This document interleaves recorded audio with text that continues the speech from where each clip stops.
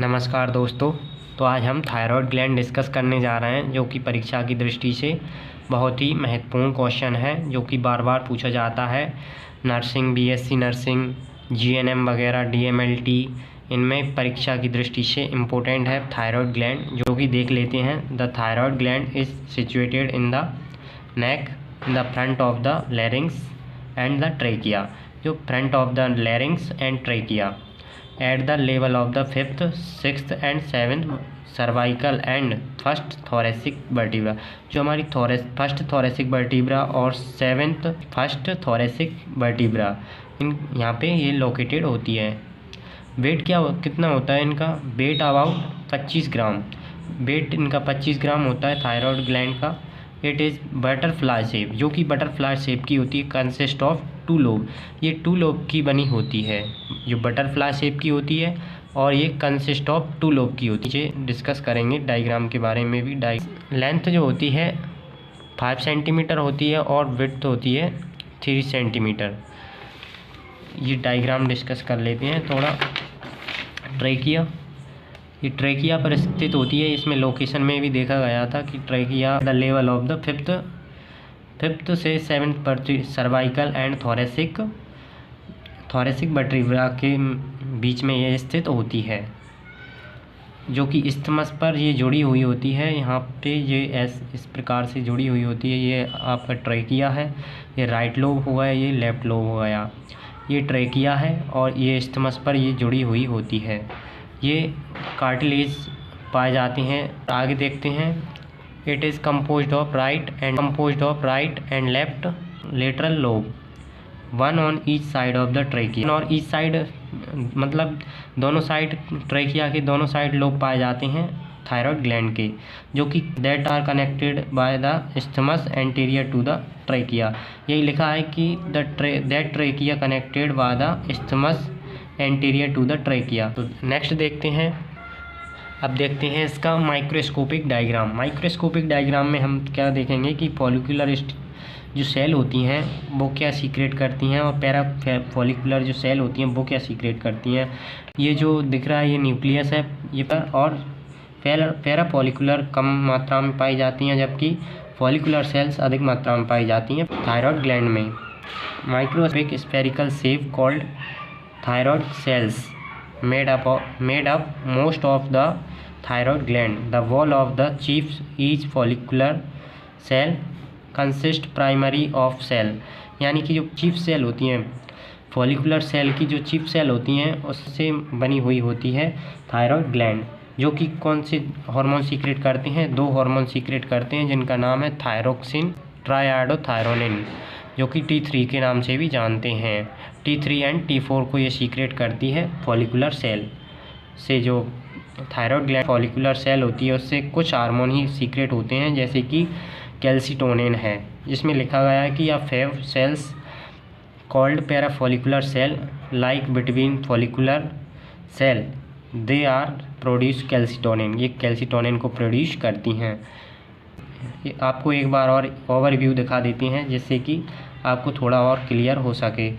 जो follicular cell होती है पैराथायराइड ग्लैंड में, वो सीक्रेट करती हैं 2 हार्मोन, जैसे कि थायरोक्सिन और ट्राइआडोथायरोनिन, T4 एंड T3। और जो पैराफॉलिकुलर सेल होती है वो सीक्रेट करती है कैल्सिटोनिन को।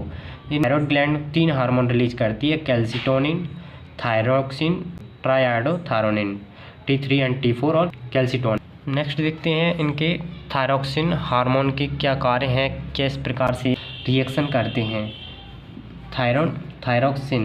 थायरोक्सिन और ट्राइआडोथायरोनिन T3 एंड T4 को ही हम थायरोक्सिन हार्मोन बोलते हैं।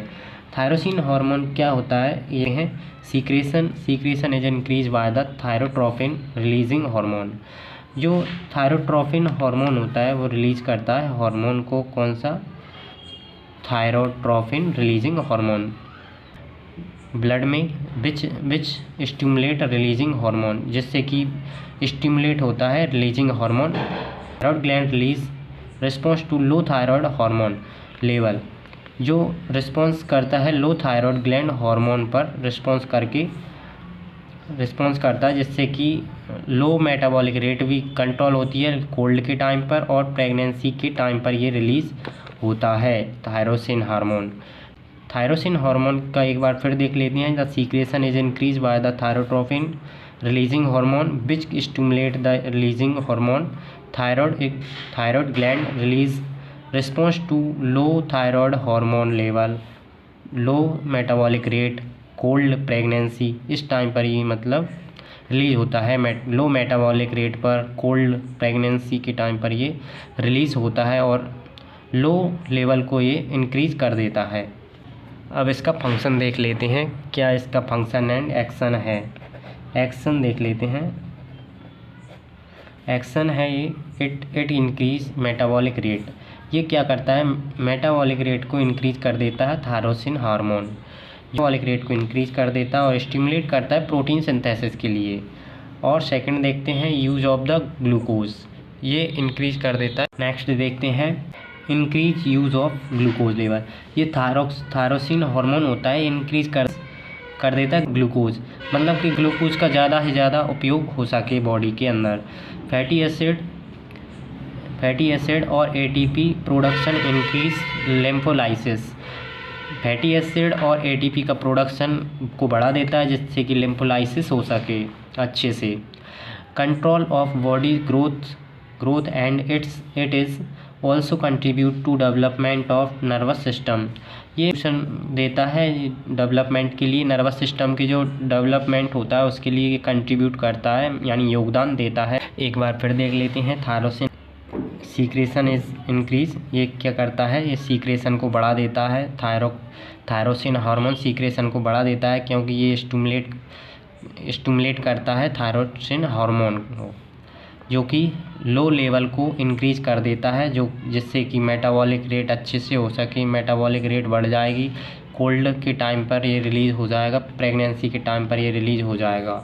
और इसमें एक्शन में भी यही हैगा कि इंक्रीज मेटाबॉलिक रेट को इंक्रीज कर देगा, सिंथेसिस ऑफ प्रोटीन के सिंथेसिस को बढ़ा देगा और ग्लूकोज के लेवल को भी इंक्रीज कर देगा। फैटी एसिड और एटीपी की प्रोडक्शन को भी इंक्रीज कर देता है, जिससे कि लिम्फोलाइसिस अच्छे से हो सके। Control of body growth and it is also contribute to development of the nervous system की ग्रोथ एंड डेवलपमेंट के लिए भी ये हेल्पफुल होता है थायरोसिन हार्मोन, और जबकि बॉडी की ग्रोथ के लिए भी ये रिस्पॉन्सिबल होता है। नेक्स्ट देखते हैं कैल्सिटोनिन हार्मोन। कैल्सिटोनिन हार्मोन क्या है, high blood calcium level stimulate secretion low blood calcium level inhibit, जो कि लो ब्लड कैल्शियम लेवल होता है उसको इनहिबिट करके और सीक्रेशन को स्टिमुलेट करता है, जिससे कि ज़्यादा से ज़्यादा ब्लड में कैल्शियम की मात्रा हो। Lower blood calcium level by inhibiting bone reabsorption by osteoclastic, मतलब जो ओस्टियोबोन होती है उसमें ऑस्टियोक्लास्टिक की प्रक्रिया को उसको इंक्रीज कर देता है, जिससे कि रीएब्जॉर्प्शन अच्छे से हो सके और ब्लड में कैल्शियम लेवल की मात्रा लोअर ब्लड कैल्शियम लेवल को इनहिबिट कर देता है और बोन में रीएब्जॉर्प्शन को बढ़ा देता है। किसके द्वारा, ऑस्टियोक्लास्टिक प्रक्रिया के द्वारा, जो एक ऑस्टियोक्लास्ट और एक ऑस्टियोब्लास्ट प्रक्रिया होती है जो कि बोन में कंडक्ट होती है, उसको ये बढ़ा देता है, जिससे कि रीएब्जॉर्प्शन अच्छे से हो सके कैल्शियम का।